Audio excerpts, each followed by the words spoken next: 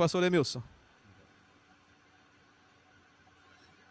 Boa noite, pastor Paulo Godinho. Boa noite aos pastores, líderes, irmãos do norte do Pará, a todos aqueles também que são alunos da Escola de Formação Teológica.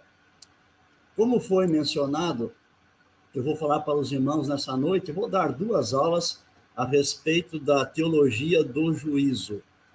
Uma primeira parte, depois uma segunda também. Na segunda parte, vou detalhar um pouco sobre as fases do juízo.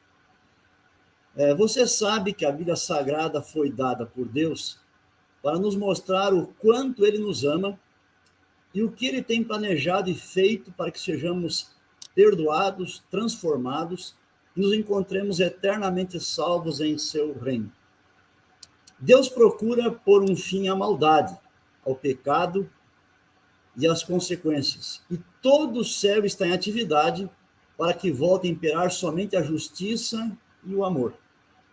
Para que isso aconteça, é necessária uma obra de julgamento que deixe claro quem são aqueles que se colocaram ao lado de Deus e da verdade e quem são os que rejeitaram o plano da salvação e se apegaram às forças do mal. E que demonstre claramente a justiça de Deus em dar galardão para uns e punição e destruição para outros. Repetidamente em sua palavra, Deus nos fala sobre o julgamento. Tanto os profetas como os apóstolos e o próprio Senhor Jesus trataram desse tema. Como muitos outros temas relevantes, esse está esparso por toda a Bíblia e precisamos descobrir e analisar os vários textos que o abordam para o esquematizar e compreender melhor. Primeiramente, pensemos no sistema de julgamento divino.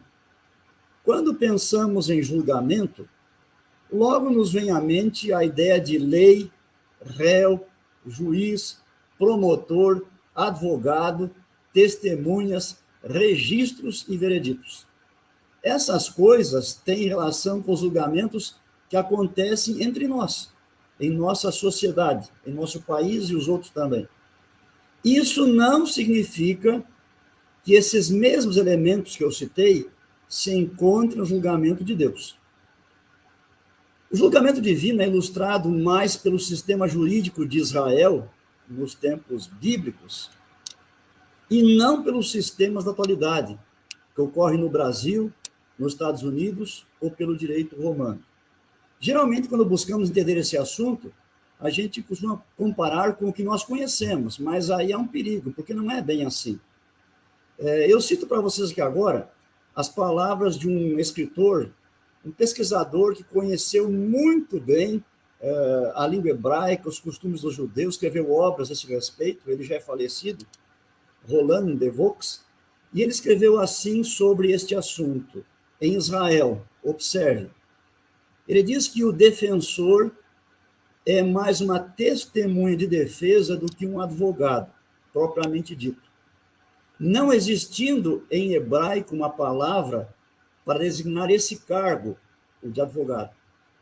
Também não há um promotor público. Cada parte interessada apoia ou defende a sua própria causa. Ambas as partes apresentavam suas testemunhas. E quando o julgamento era feito entre os anciãos, que era muito comum isso, esses anciãos podiam ser, ao mesmo tempo, testemunhas e juízes. O sistema de julgamento na Bíblia, julgamento divino, ele é inteiramente justo. Nessas minhas aulas, vou usar muito a Bíblia, vou citar vários textos, eu não vou projetar aqui, também talvez não dê tempo de você olhar na sua Bíblia, abrir para ler, mas bem-aventurado é aquele não só que lê, mas que ouve também. Eu vou ler os textos e vou dizer onde está. Você, como aluno, deve ter aí um caderno, deve ter sua caneta, anote os textos, depois você pode conferir com mais tempo também e recapitular essa aula. Mas falando do julgamento que é inteiramente justo, eu leio primeiramente o Salmo 97, verso 1 e verso 2. Ali diz assim: reina o Senhor, regozije-se a terra, alegrem-se as muitas ilhas, nuvens de escuridão o rodeiam, justiça e juízo são a base do seu trono. Portanto, Deus julgará o mundo com retidão, porque retidão e justiça são a base do seu trono e de seu governo. O profeta Jeremias também diz assim, em Jeremias 11, verso 20, mas o Senhor dos exércitos, justo juiz. E Paulo, escrevendo a Timóteo, na sua última carta, ele anotou as seguintes palavras: já agora a coroa da justiça me está guardada, a qual o Senhor reto juiz me dará naquele dia. Isso está em 2 Timóteo, capítulo 4, verso 8. O sistema de julgamento de Deus é baseado também na sua lei. Nós vamos ser julgados pela lei da liberdade. Tiago, no capítulo 2, verso 12, escreveu: falai de tal maneira, e de tal maneira procedei, como aqueles que hão de ser julgados pela lei da liberdade. Você pode perguntar, mas que lei da liberdade é essa? Ora, no contexto, o verso anterior, que é o verso 11, explica que a lei dos 10 mandamentos diz assim: porquanto aquele que disse, não adulterarás, também ordenou, não matarás. Ora, se não adulteras, porém matas, vens a ser transgressor da lei. O sistema de julgamento de Deus também considera os registros.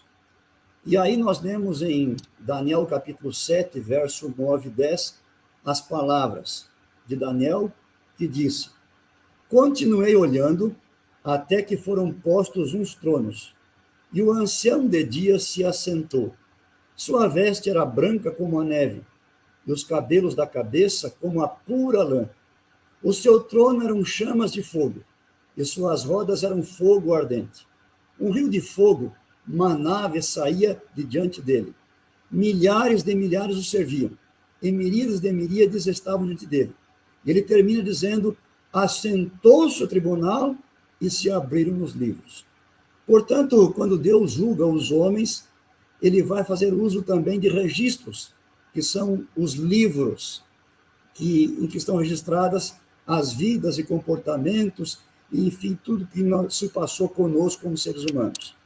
Também, outros textos da Bíblia falam sobre os livros, ou pelo menos sobre um livro. Em Filipenses, capítulo 4, verso 3, o apóstolo Paulo disse, falando aos irmãos: a ti, fiel companheiro de jugo, também peço que as auxilies, pois juntas se esforçaram comigo no evangelho. Também com Clemente, com os demais cooperadores meus, cujos nomes se encontram no livro da vida.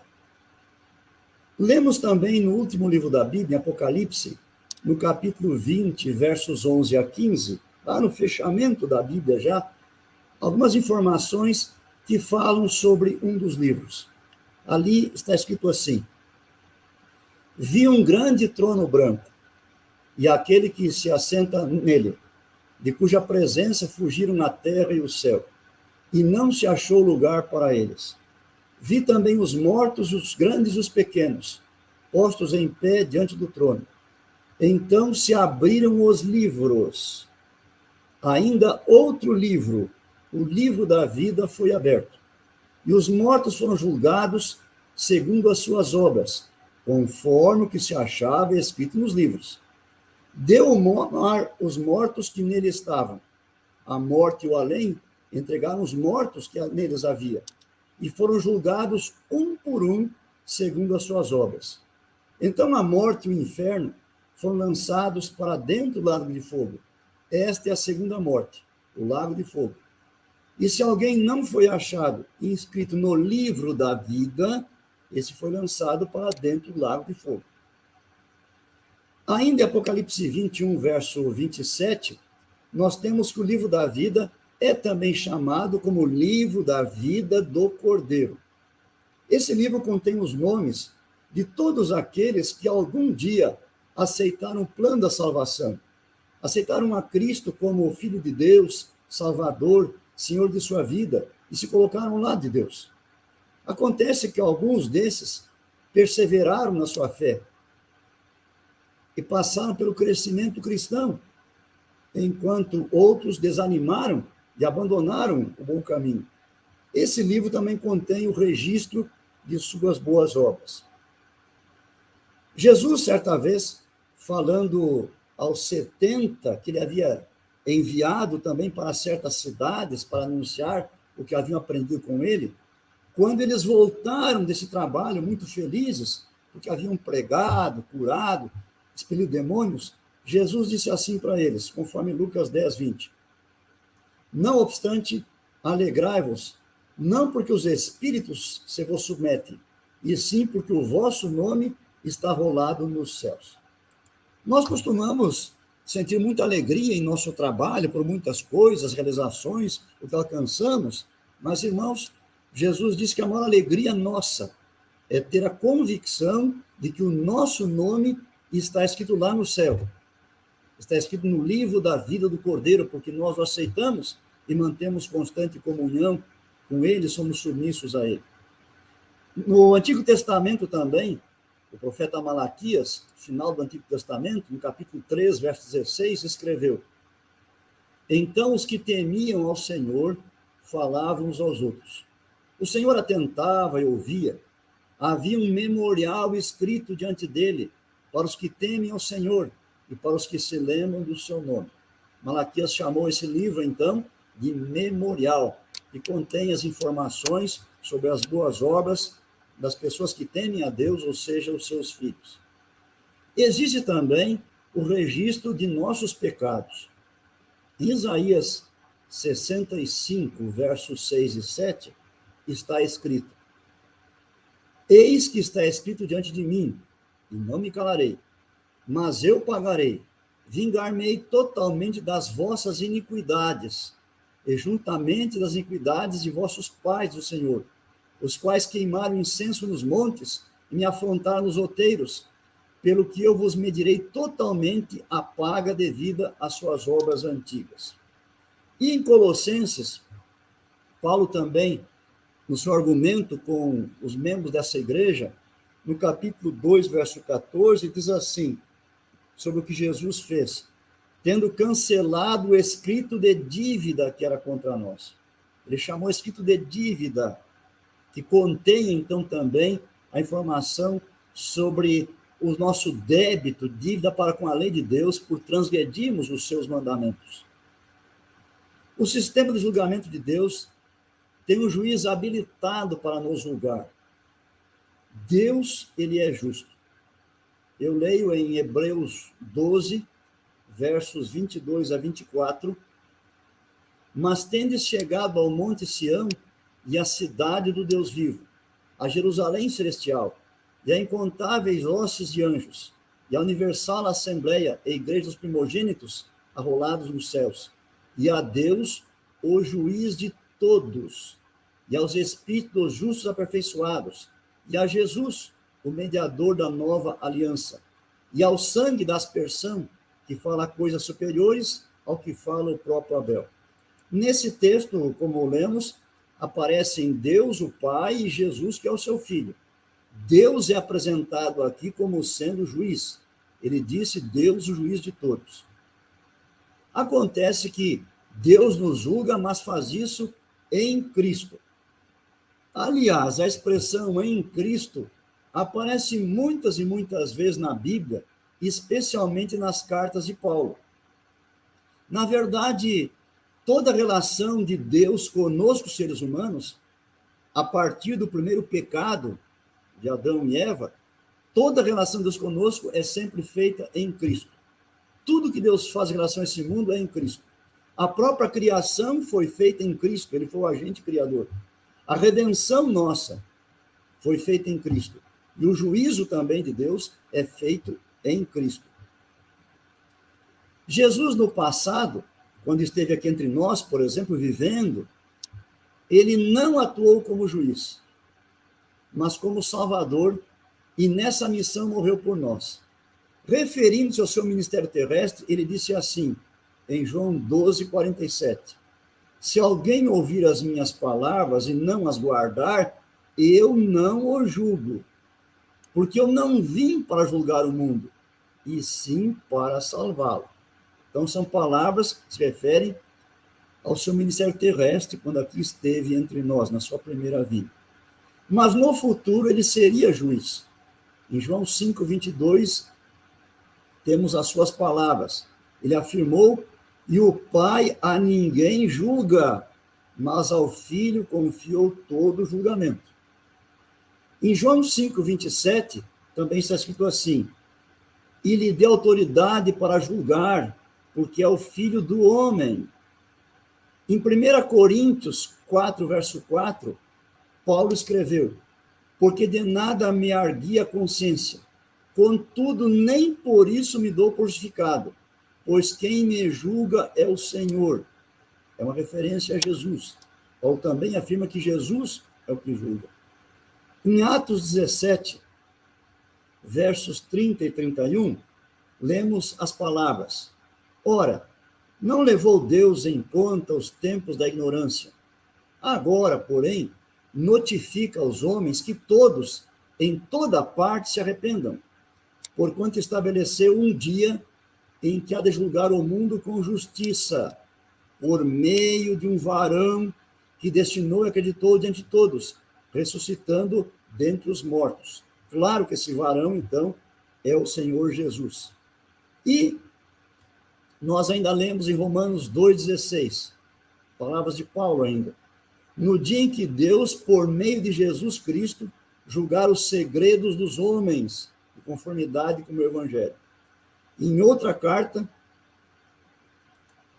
Timóteo capítulo 4, verso 1, 2 Timóteo 4, 1, ele escreveu para Timóteo: conjuro-te perante Deus e Cristo Jesus, que há de julgar vivos e mortos, pela sua manifestação e pelo seu reino. Portanto, meus irmãos, Jesus será o juiz. Deus, o Pai, é juiz, mas esses muitos textos que lemos nos mencionam que ele conferiu julgamento a Jesus e Jesus vai atuar como juiz. O sistema de julgamento divino, ele admite também argumentos. Existe, logicamente, uma acusação. Todos sabemos que Satanás é conhecido como acusador. Falando a seu respeito, o Apocalipse declara, no capítulo 12, verso 10, foi expulso o acusador de nossos irmãos, o mesmo que os acusa dia e noite diante do nosso Deus. Mas eu faço uma pergunta: está Satanás presente no tribunal de Deus nos acusando? As pessoas podem acusar você e condenar você fora do tribunal, no coração delas ou em suas palavras. O mesmo acontece com Satanás em relação a nós. O fato de nos acusar não significa que ele está presente no tribunal divino, agindo como promotor. Alguém pode lembrar aqui agora da visão de Zacarias, no capítulo 3, onde Satanás está se opondo ao sacerdote Josué. Mas aquela visão, a palavrinha já diz, é uma visão simbólica, não é uma realidade, é uma visão simbólica. Na verdade, Satanás não tem parte alguma no tribunal divino. Ele é uma criatura e, como tal, um ser finito e limitado. Ele não é todo-poderoso, nem onisciente, nem onipresente. Ele não possui as qualidades necessárias para conhecer e lembrar os pecados de todos os bilhões de pessoas que vivem e já viveram.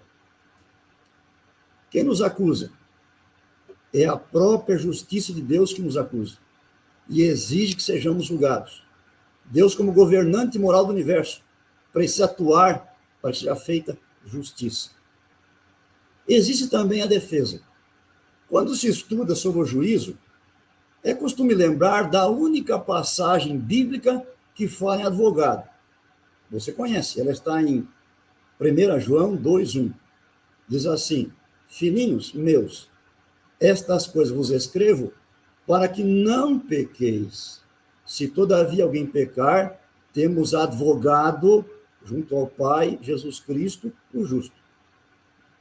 A palavra no original grego é parakleton, que é um cognato de Paracletos, que aparece 5 vezes na Bíblia. 4 referindo-se ao Espírito Santo, e apenas essa vez aqui em 1 João 2,1, que é usada em relação a Cristo. Essa palavra pode ser traduzida por consolador e advogado, mas a melhor tradução para ela é ajudador.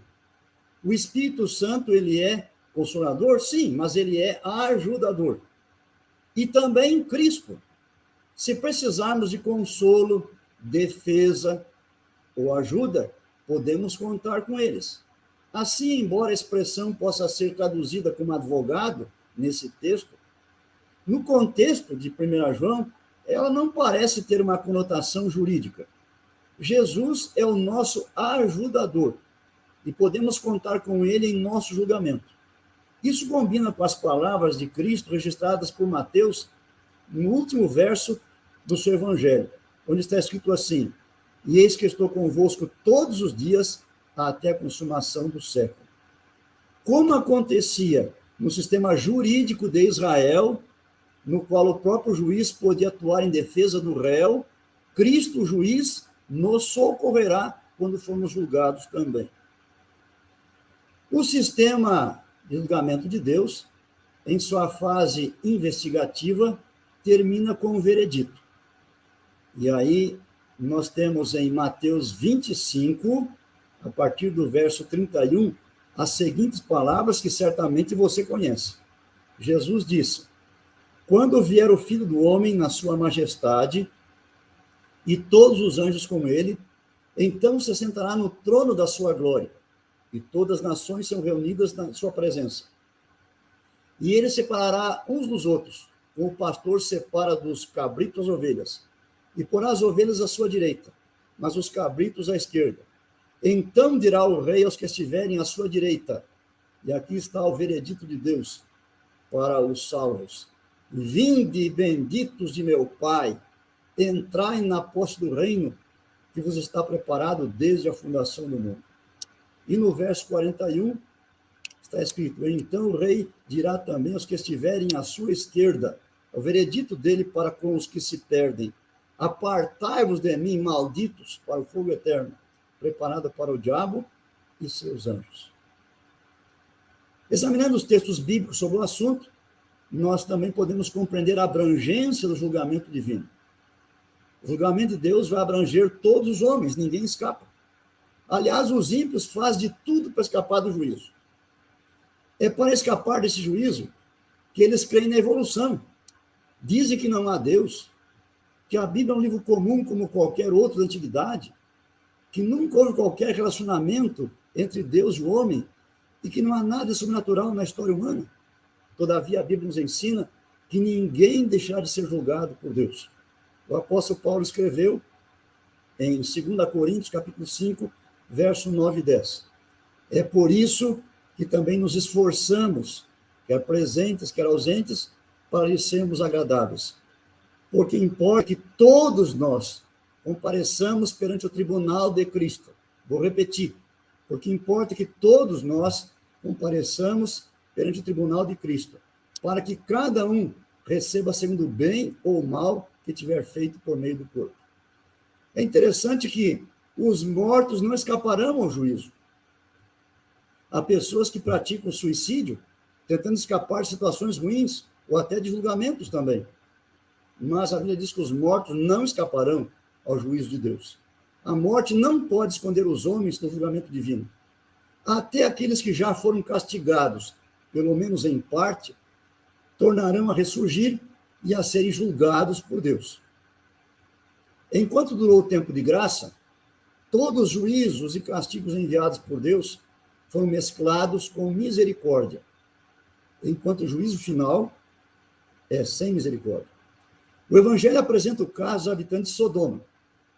Eles já foram castigados parcialmente, por fogo e enxofre, inclusive, mas ressurgirão para receber a punição completa. Jesus, falando certa vez sobre a impenitência da cidade de Cafarnaum, disse assim, em Mateus 11, 24, digo-vos, porém, que menor rigor haverá no futuro, no dia do juízo, para com a terra de Sodoma, do que para contigo.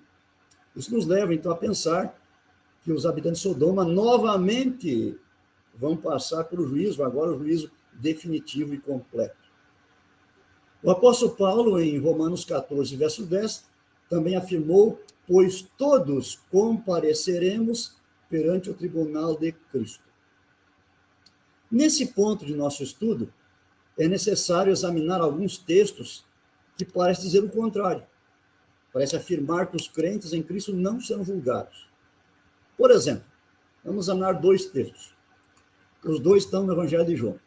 O primeiro está em João 3, versos 17 e 18.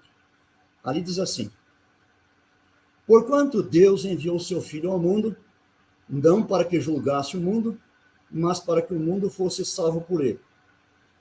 Quem nele crê não é julgado. O que não crê já está julgado, porque não crê no nome do unigênito Filho de Deus. E o outro texto é do capítulo 5 de João, verso 24, onde está escrito: em verdade vos digo, quem ouve a minha palavra e crê naquele que me enviou tem a vida eterna, não entra em juízo, mas passou da morte para a vida. Acontece que, nesses dois textos, o verbo krino, em grego, traduzido aqui como julgar, pode ser usado no sentido de condenar. Esse é o caso nesses textos. Algumas Bíblias em português já traduzem colocando não julgar, mas a palavrinha condenar. Observe como está escrito esses mesmos textos que eu acabei de ler na Bíblia Nova Versão Transformadora. Ali está assim. Então eu leio novamente João 3, 17 e 18. Deus enviou o seu Filho ao mundo não para condenar o mundo, mas para salvá-lo por meio dele. Não há condenação alguma para quem crê nele, mas quem não crê nele já está condenado por não crer no Filho de Deus.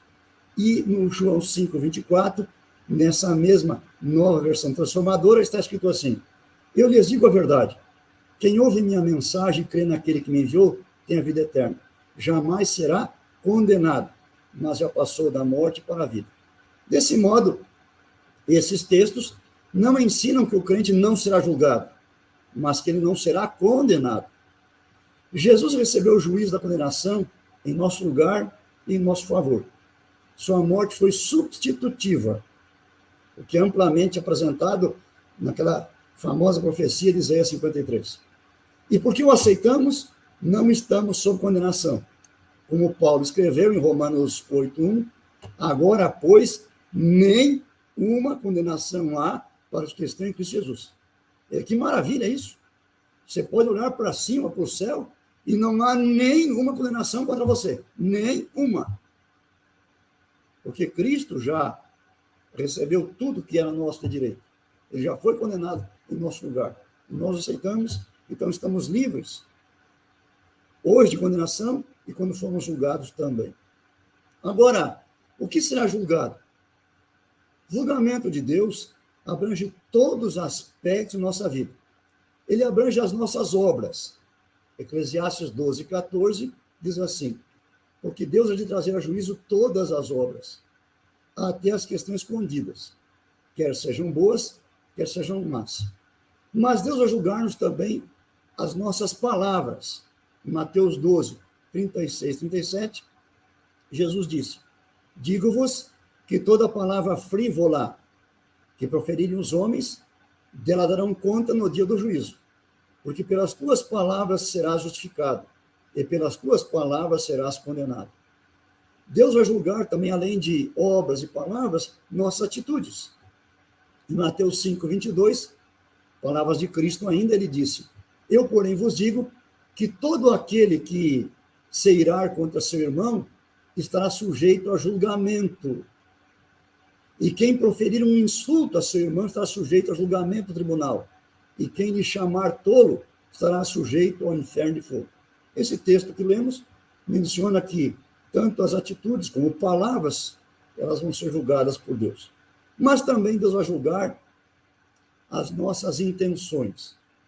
Em 1 Coríntios, capítulo 4, versos 4 e 5, o apóstolo Paulo disse: portanto, nada julgueis antes do tempo, até que venha o Senhor, o qual não somente trará à luz as coisas ocultas das trevas, mas também manifestará os desígnios dos corações.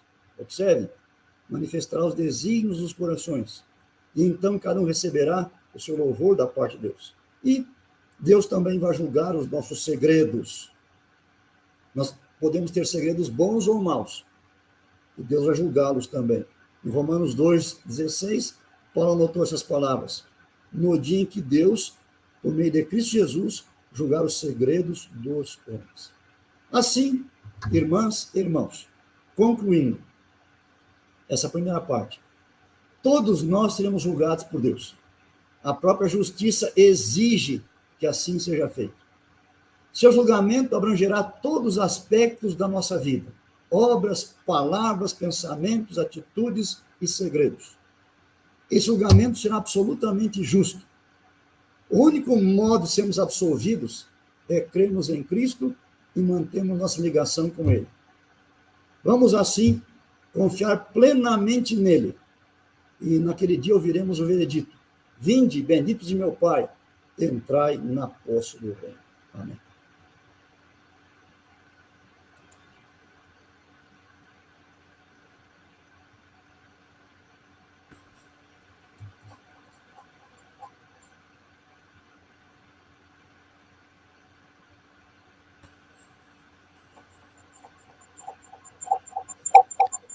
Pastor, agradecemos aí a... Ele está falando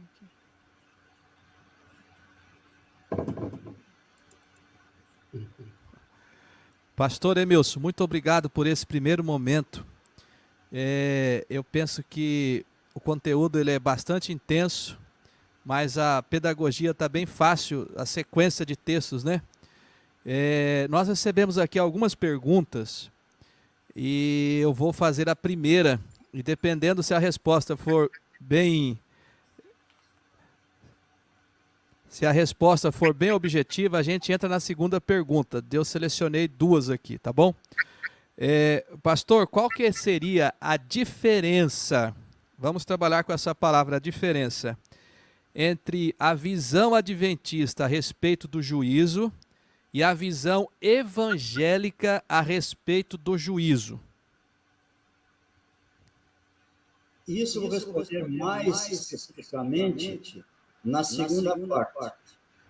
Porque a visão de evangélicos, de protestantes, pentecostais, é a visão de um juízo numa única ocasião, basicamente. Um único, digamos, momento. E a nossa compreensão do assunto é bem mais abrangente, envolve bem mais detalhes, e em algumas fases eu vou abordar elas na próxima aula. Já que nós vamos ter todo esse conteúdo na segunda aula, então eu vou fazer a segunda pergunta, que ela é mais provocante um pouquinho, tá? Então você que está nos assistindo aí, essa pergunta aí, ela já nos provoca um pouquinho mais.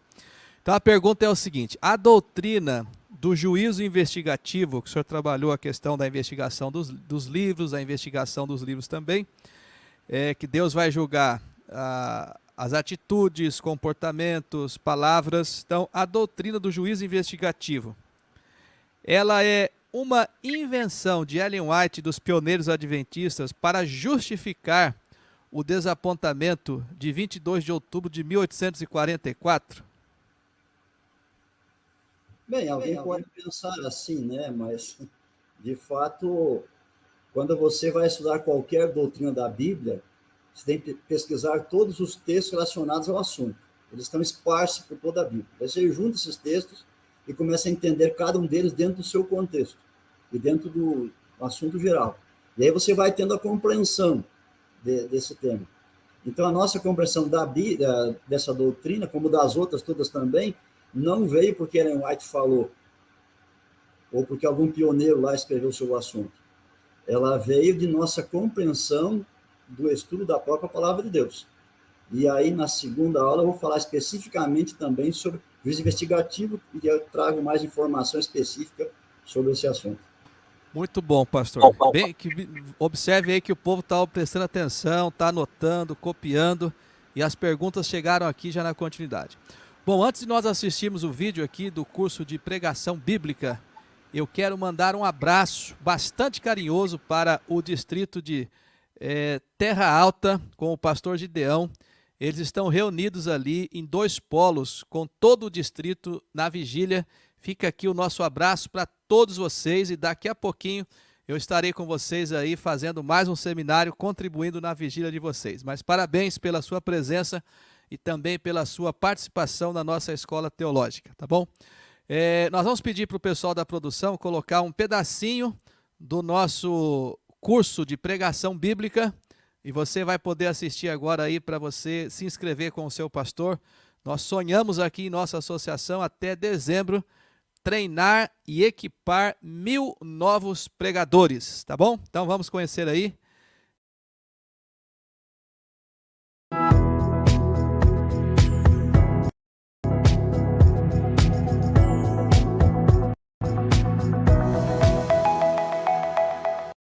Olá, tudo bem com você?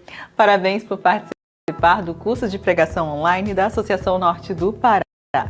Esse material foi pensado especialmente para você que deseja se aperfeiçoar na pregação da Palavra de Deus. Ele é formado por 17 aulas que tratam de um modo bem detalhado sobre as partes que compõem um sermão. Para você receber o certificado no final do curso, você precisa assistir o vídeo completo dessa aula, fazer a atividade prática e também fazer o teste proposto. Nesta primeira aula você vai aprender sobre o poder da palavra. Será que a palavra falada tem algum poder? Mesmo uma palavra falada de um modo comum sobre assuntos seculares? A Bíblia declara que a pregação é o método designado por Deus para salvar a humanidade. Boa aula para você e lembre-se de anotar os pontos importantes e realizar as atividades propostas para você ter um melhor conhecimento sobre o assunto. Até daqui a pouquinho.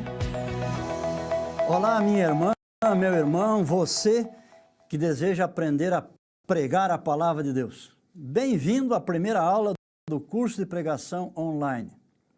O que você espera aprender conosco?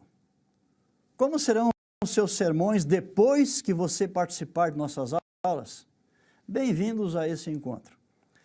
Estamos no século XXI, imersos em um mundo tecnológico. Nesse ambiente, ainda há espaço para a pregação. Muito bem.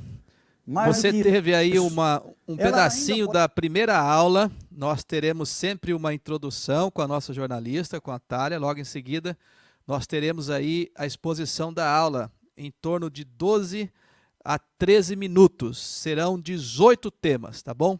Isso aí é uma ferramenta excelente para a gente poder aperfeiçoar a pregação. E você que é aluno da Escola Teológica vai poder ser beneficiado também com essas classes. E você vai continuar sendo aluno aí do pastor Emilson aí por mais alguns meses, tá bom? Está aí, pastor Emilson, você já pôde ver um pedacinho aí da sua gravação também. Nós vamos então para a nossa segunda aula então, onde nós vamos aprofundar um pouco mais aquelas respostas das perguntas que chegaram para nós aqui nesta noite. Vamos então para a segunda aula, pegue seu bloco de notas e vamos avançar por mais 35 minutos. Então vamos continuar. As perguntas que vocês fizeram, na verdade, não tinham que ver tanto com o que eu falei, mas com aquilo que eu vou falar agora, certo? Os adventistas do sétimo dia possuem 28 crenças fundamentais. Algumas delas também são crenças de outras denominações cristãs. Por exemplo, a crença na Bíblia como palavra de Deus, a crença na Trindade formada por Pai, Filho e Espírito Santo, a crença em Cristo como único Salvador.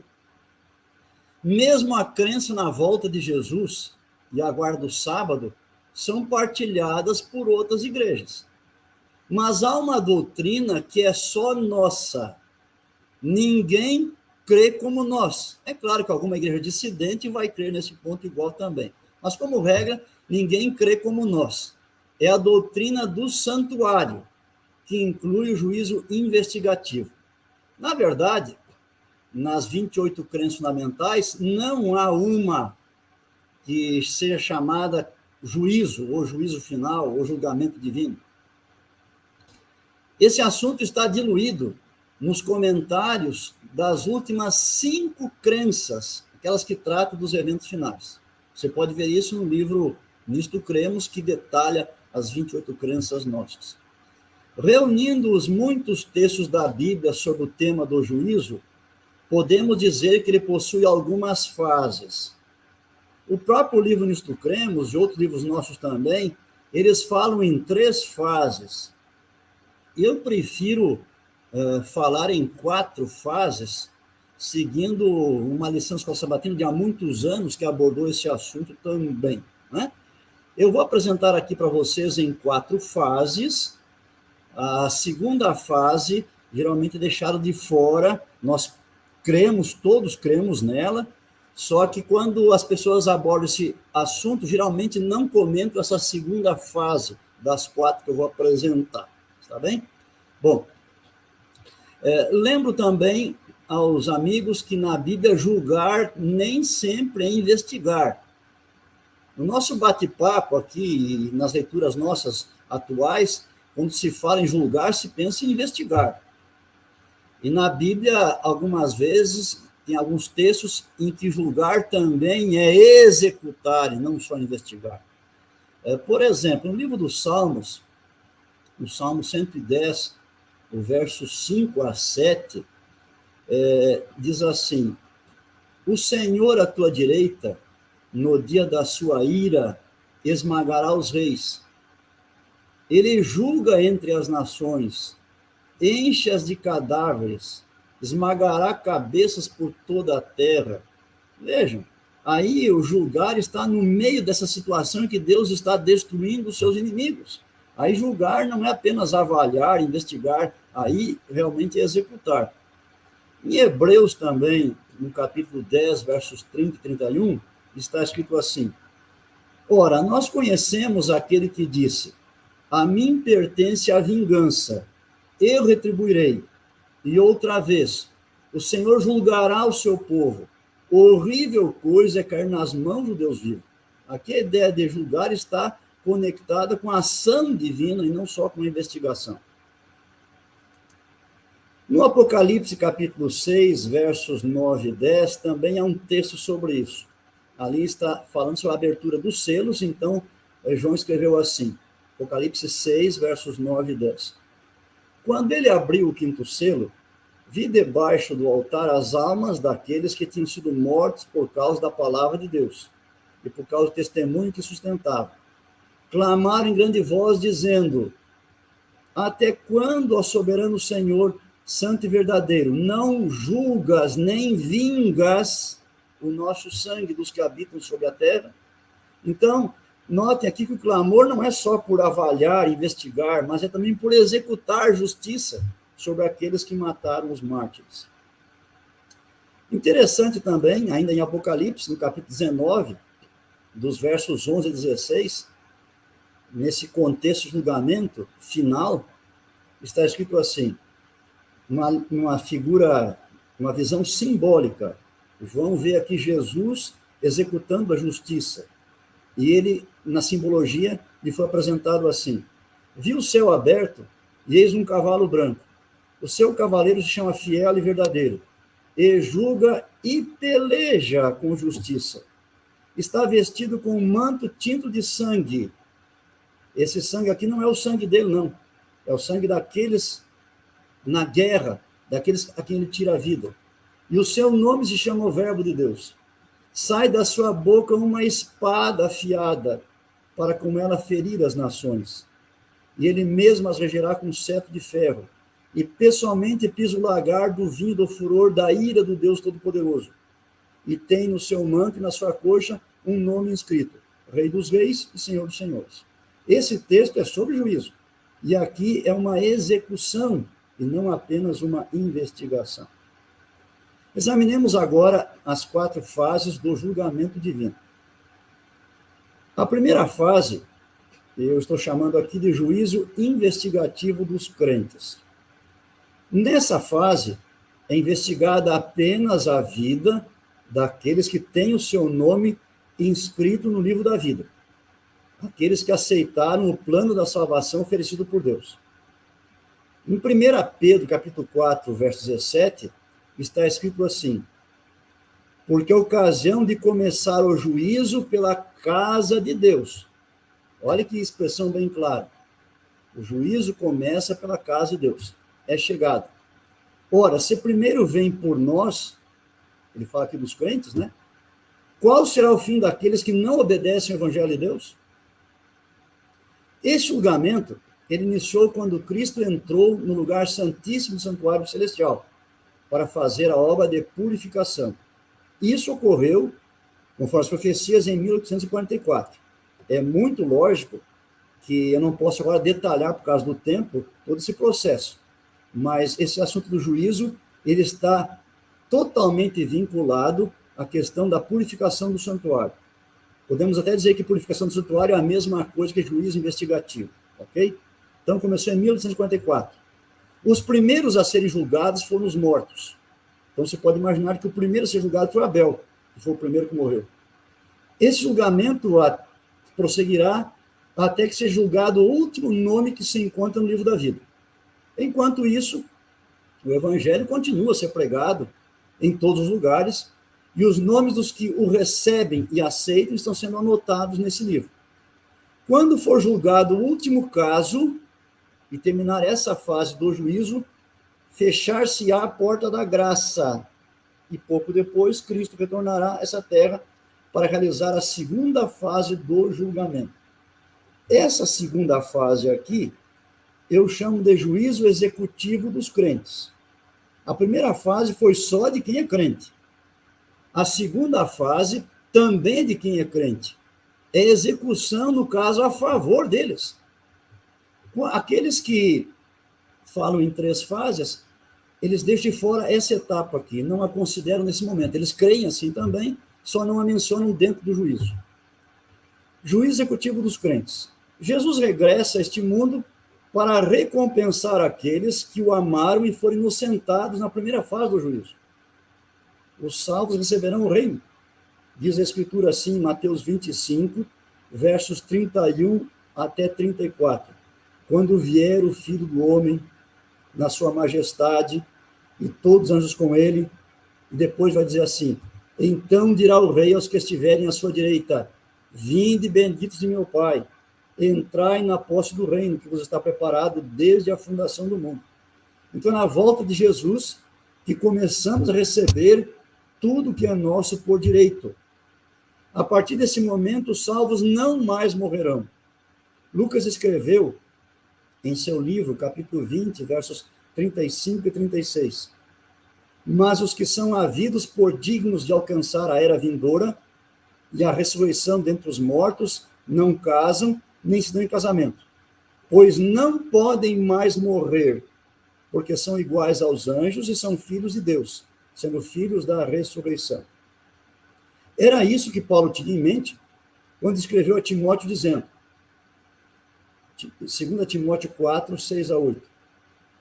Quanto a mim, estou sendo já oferecido por libação, e o tempo da minha partida é chegado. Observe que ele sabe que vai morrer. E ele conclui dizendo: combati o bom combate, completei a carreira, guardei a fé. Já a coroa da justiça me está guardada, a qual o Senhor, o reto juiz, me dará naquele dia, e não somente a mim, mas também a todos quantos amam a sua vida. E João, no Apocalipse, vendo esse grupo de salvos, ele exclama o que está no capítulo 7, a partir do verso 9. Diz assim o texto: depois destas coisas, vi, e eis grande multidão que ninguém podia numerar, de todas as nações, tribos, povos e línguas, em pé, diante do trono e diante do Cordeiro, vestidos de vestiduras brancas, com palmas nas mãos, e clamavam em grande voz, dizendo: ao nosso Deus, que se assenta no trono, e ao Cordeiro, pertence a salvação. São esses que vêm da grande tribulação, a partir do verso 14 diz isso. Lavaram suas vestiduras e as alvejaram no sangue do Cordeiro, razão porque se acham diante do trono de Deus, e o serve de dia e de noite no seu santuário. E aquele que se assenta no trono estenderá sobre eles o seu tabernáculo. Jamais terão fome, nunca mais terão sede, Não cairá sobre eles o sol, nem ardor algum, pois o cordeiro que se encontra no meio do trono os apacentará e os guiará para as fontes da água da vida. E Deus lhes enxugará dos olhos toda a lágrima. Repetindo o que eu li em Apocalipse 7, versos 9 a 10 e 14 a 17. Ainda no Apocalipse, no capítulo 11, numa outra visão, João descreveu assim: o sétimo anjo tocou a trombeta, e houve no céu grandes vozes dizendo: o reino do mundo se tornou de nosso Senhor e do seu Cristo, e ele reinará pelos séculos dos séculos. Na verdade, as nações se enfureceram. Chegou, porém, a tua ira, e o tempo determinado para serem julgados os mortos. Observe, julgar os mortos para se dar o galardão aos teus servos. Faz parte do julgamento dar o galardão também.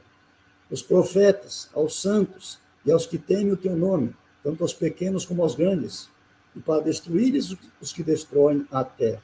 Então, essa é a segunda fase, é a fase em que Deus executa, ele age para dar, então, a recompensa aos que forem inocentados no julgamento que ele fará. Agora nós temos mais duas fases. A primeira fase foi de investigação dos crentes, de execução, dando a eles a recompensa. A terceira fase vai ser da investigação dos ímpios. E a quarta fase, a execução também dos ímpios. A terceira fase, eu estou chamando de juízo investigativo dos ímpios. Essa fase ocorre durante o milênio. Ela tem início por ocasião da volta de Cristo, quando todos os ímpios morrerão e todos os salvos serão levados ao céu. Enquanto os ímpios estão mortos e os demônios restritos a esse mundo destruído, os salvos estão no céu com Jesus. E ali, entre outras coisas, participam da obra de julgamento dos ímpios. Nós vamos ficar 1000 anos no céu. Você sabe disso. E aí no céu faremos muitas coisas. Teremos muitas alegrias e bênçãos. Mas também vamos gastar um certo tempo junto com os nossos irmãos e com Jesus para julgar os ímpios. Em Apocalipse, capítulo 20, versos 1 e 2 e 4 e 5, está escrito o seguinte: então vi descer do céu um anjo. Tinha na mão a chave do abismo e uma grande corrente. Ele segurou o dragão, a antiga serpente, que é o diabo, Satanás, e o prendeu por 1000 anos. Pulando o verso 3, diz: vi também tronos, e nestes sentaram-se aqueles aos quais foi dada autoridade de julgar. Vi ainda as almas dos decapitados por causa do testemunho de Jesus, são os mártires, bem como por causa da palavra de Deus. Tantos quantos não adoraram a besta, nem tampouco a sua imagem, não receberam a marca na fronte e na mão, e viveram e reinaram com Cristo durante 1000 anos. Os restantes dos mortos não reviveram até que se completasse os 1000 anos. Esta é a primeira ressurreição. E Paulo também já havia falado sobre isso. Em 1 Coríntios 6, versos 2 e 3, observe as suas palavras. Ele perguntou assim para os irmãos de Corinto, no seu argumento: ou não sabeis que os santos hão de julgar o mundo? Os santos hão de julgar o mundo.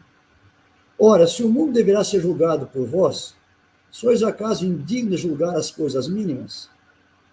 Observe a próxima frase. Não sabeis que havemos de julgar os próprios anjos? Claro, os anjos maus. Quanto mais as coisas desta vida. Essa terceira fase de julgamento não tem a finalidade de decidir quem dos ímpios se salvará e quem se perderá, pois isso já foi decidido há muito tempo por eles mesmos, quando rejeitaram o amor de Deus e a salvação que ele lhes ofereceu. Observe as palavras de Cristo em João 3,18. Ele escreveu assim: quem nele crê não é julgado. O que não crê já está julgado, porquanto não crê no nome do unigênito Filho de Deus. Lembra, esse é um daqueles versos em que se deve trocar o verbo julgar por condenar. Então ficaria assim: quem nele crê não é condenado. O que não crê já está condenado, porque não crê no nome do unigênito Filho de Deus. E ainda acrescenta, no capítulo de João 12, 48, as seguintes palavras: quem me rejeita e não recebe as minhas palavras, tem quem o julgue. A própria palavra que tenho proferido, essa julgará no último dia. Então, os ímpios todos, eles, quando forem julgados ante o milênio, o julgamento não é para decidir quem se salva ou quem se perde. Paulo escreveu que aquele que endurece o seu coração e despreza a bondade de Deus, entesoura ira para si mesmo, a qual lhe será dada no juízo. Em Romanos 4, versos 4 e 5, está escrito assim: ou desprezas a riqueza da sua bondade, e tolerância, e longanimidade, ignorando que a bondade de Deus é que te conduz ao arrependimento? Mas, segundo a tua dureza e coração impenitente, acumulas contra ti mesmo ira, para o dia da ira, da revelação do justo juízo de Deus. Nessa terceira fase do juízo, Jesus e os justos determinarão a quantidade de castigo que os anjos maus e os ímpios receberão. Serão castigados proporcionalmente às suas obras. Em 2 Coríntios 5, 9 e 10, Paulo escreveu: porque importa que todos nós compareçamos perante o tribunal de Cristo, para que cada um receba segundo o bem ou o mal que tiver feito por meio do corpo. Meus amados, enquanto a salvação é pela fé, a condenação e o castigo são pelas obras.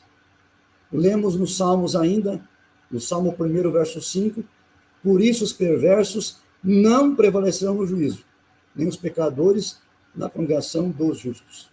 E temos agora a quarta fase. Então, resumindo a terceira fase, no milênio, Jesus e os salvos julgam os ímpios, não para determinar quem salva se perde, todos estão perdidos, quando rejeitaram o evangelho e o amor de Deus. Mas o juízo é para determinar quanto cada um vai sofrer. Alguns vão se sofrer pouco e alguns muito. E o diabo, acima de todos, muito tempo mais. Essa quarta fase agora é o juízo executivo dos ímpios. Essa fase acontece ao final dos 1000 anos, quando os ímpios serão exterminados pelo fogo, o qual purificará a terra e a preparará para ser renovada por Deus.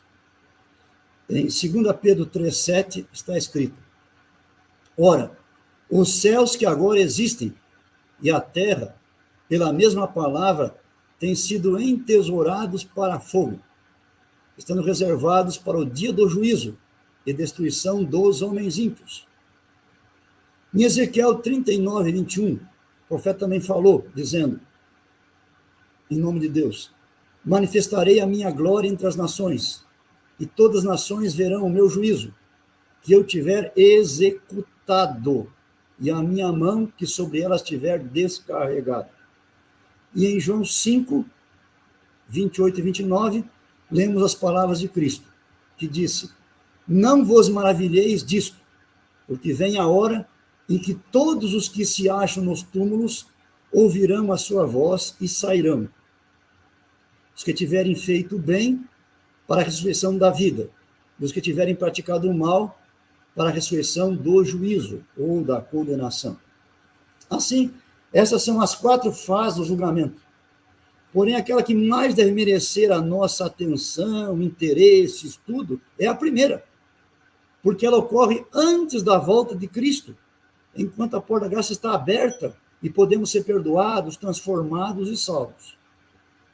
Agora pode vir uma pergunta: como funciona o julgamento de Deus? Vamos imaginar primeiramente o caso de alguém que é condenado.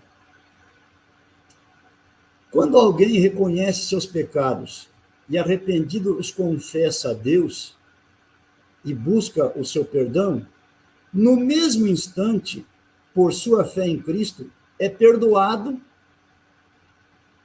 e aqueles pecados não mais bloqueiam o relacionamento com Deus.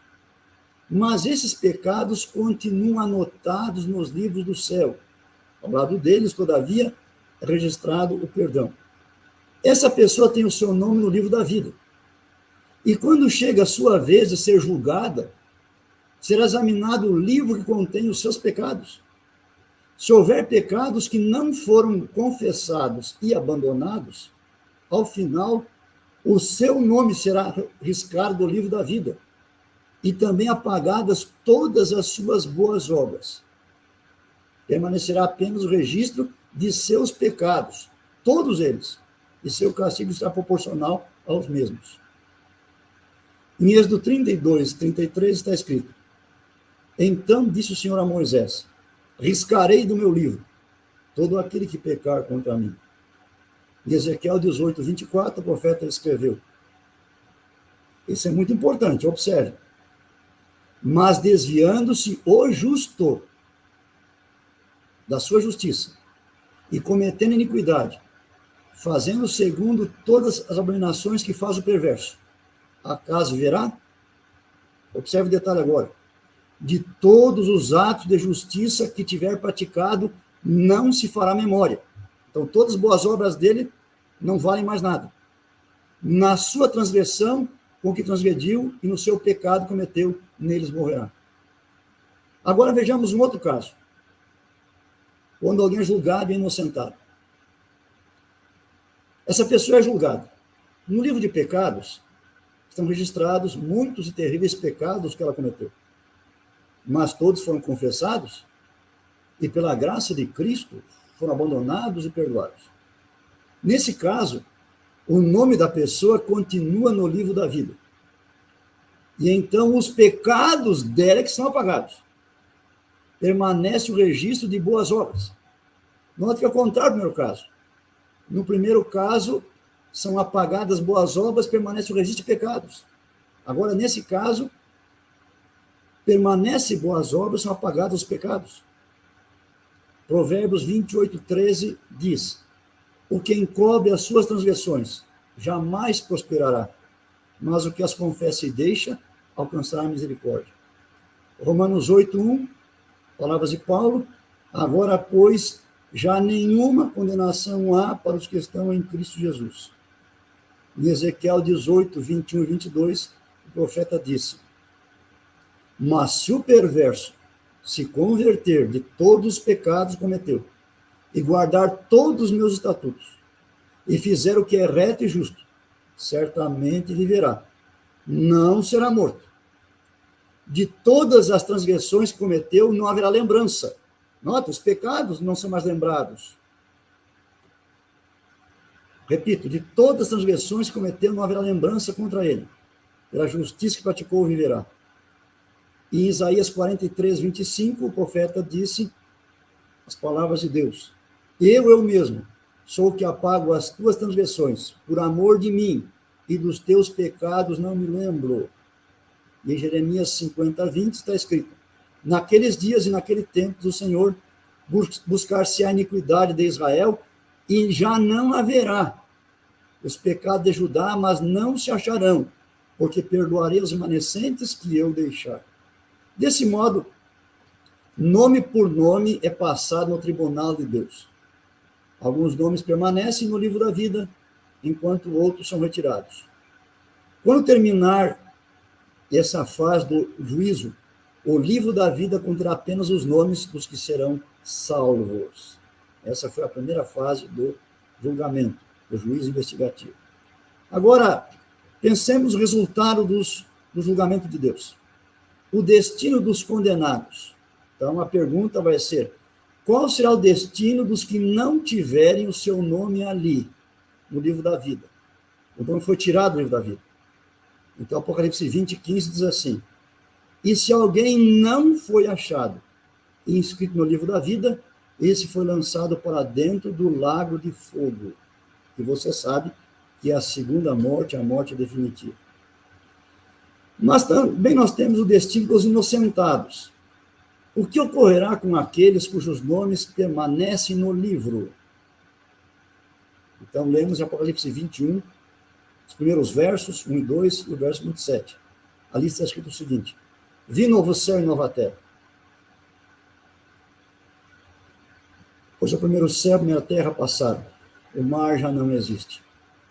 Vi também a cidade santa, a nova Jerusalém, que desceu do céu da parte de Deus, ataviada como noiva adornada para o seu esposo.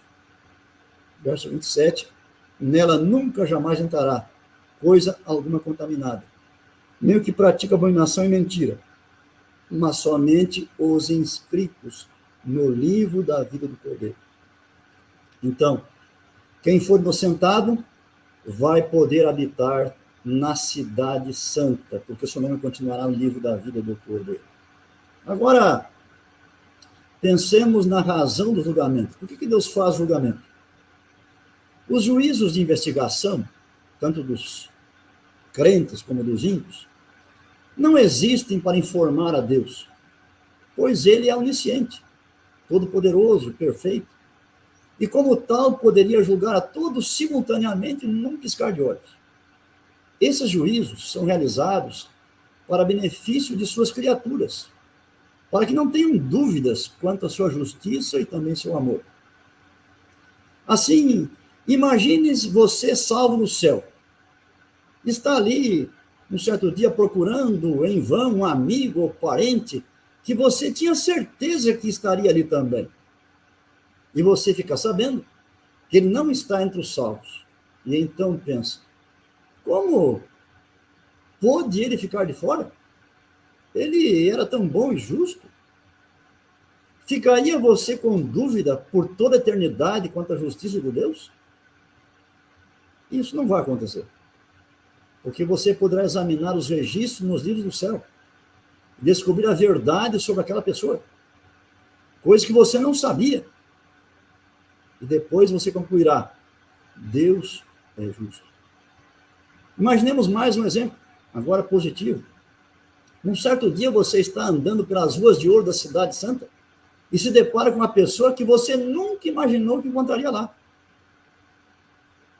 Você fica muito surpreso e pensa, não é possível, o que essa pessoa faz aqui? Então você examinará os registros do céu e ali encontrará o nome dessa pessoa no livro da vida, bem como suas boas obras. Ali está anotado o seu arrependimento, suas lágrimas, sua fé em Cristo e a transformação ocorrida em sua vida. E você conclui, Deus é justo. Ao final dos 1000 anos, Jesus virá a esse mundo mais uma vez. E haverá a maior reunião que já houve em nosso planeta. Todos os homens, de todos os lugares e de todas as épocas estarão presentes.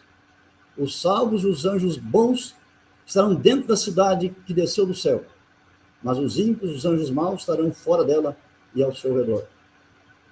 Acima dela aparece o trono de Cristo. Ele é coroado como Rei dos Reis, Senhor dos Senhores. E como um filme aparece por cima da cidade, no telão do céu, os principais eventos da história humana. E cada pessoa pode ver sua participação no que ocorreu. O destaque do que é mostrado é para a vida de Cristo nesse mundo,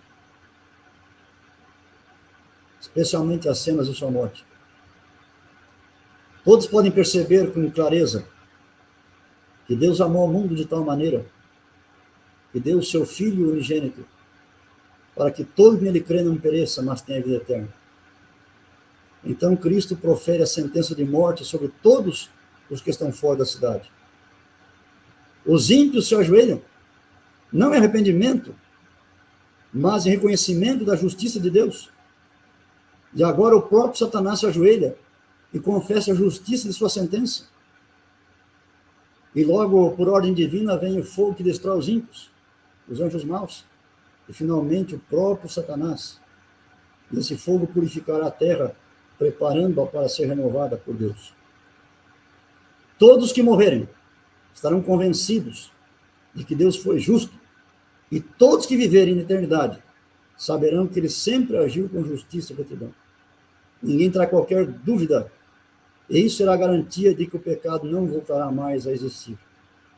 Minhas irmãs e meus irmãos, estaremos nessa reunião. Eu vou estar lá, você também. Poderemos estar dentro da cidade ou fora dela, salvos para sempre ou para sempre perdidos. A escolha é nossa. Confiemos totalmente em Cristo. Lembrando que não há salvação em nenhum outro nome, porque abaixo do céu não existe nenhum outro nome dado entre os homens, pelo qual importa que sejamos salvos. Amém. Maravilha, pastor Emilson. Muito boa, excelente explicação. Estava lendo os comentários aqui, vendo a reação